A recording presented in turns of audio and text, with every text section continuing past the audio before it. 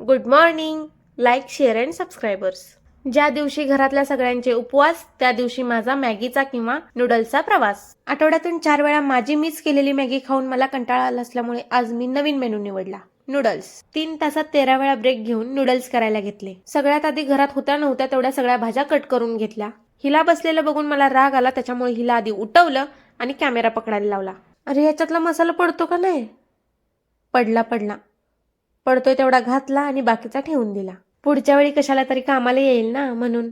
होत्या नव्हत्या तेवढ्या सगळ्या फ्रीजमधल्या सॉसच्या बॉटल्स नॉर्मल करायला ठेवल्या आणि 1 बाय 1 तापलेल्या कढईत सगळे सॉस टाकायला सुरुवात केली ते त्यात दिलेल्या सॉस पॅकेट पासूनच. त्यात काय भागेल असं वाटत नाही, त्याच्यामुळे माझ्याकडे होते नव्हते तेवढे सगळे सॉस होतायला सुरुवात केली. आज किचनचा ताबा मी घेतला असल्यामुळे तेवढ्याच कॉन्फिडन्सनं विदाऊट चमचा मी हळद टाकून घेतली. सगळ्या जेवणात हळद घालणं हा माझा रूल आहे, त्याच्यामुळे मीच फॉलो केला. त्यानंतर कढईत घातलेल्या सगळ्या भाज्यांना सॉसचा हळदीचा रंग लागल्यानंतर त्यामध्ये शिजलेले नूडल्स टाकले आणि फायनली झाले बाबा एकदाचे नूडल्स तयार. आणि खायला घेणार तेवढ्यात हिला स्नॅपचं आठवलं. हिने आधी स्नॅप टाकून घेतला आणि नंतर आम्ही खायला सुरुवात केली. आता तुम्हाला एक्सप्रेशन वरून कळलंच असेल की टेस्ट काय होती.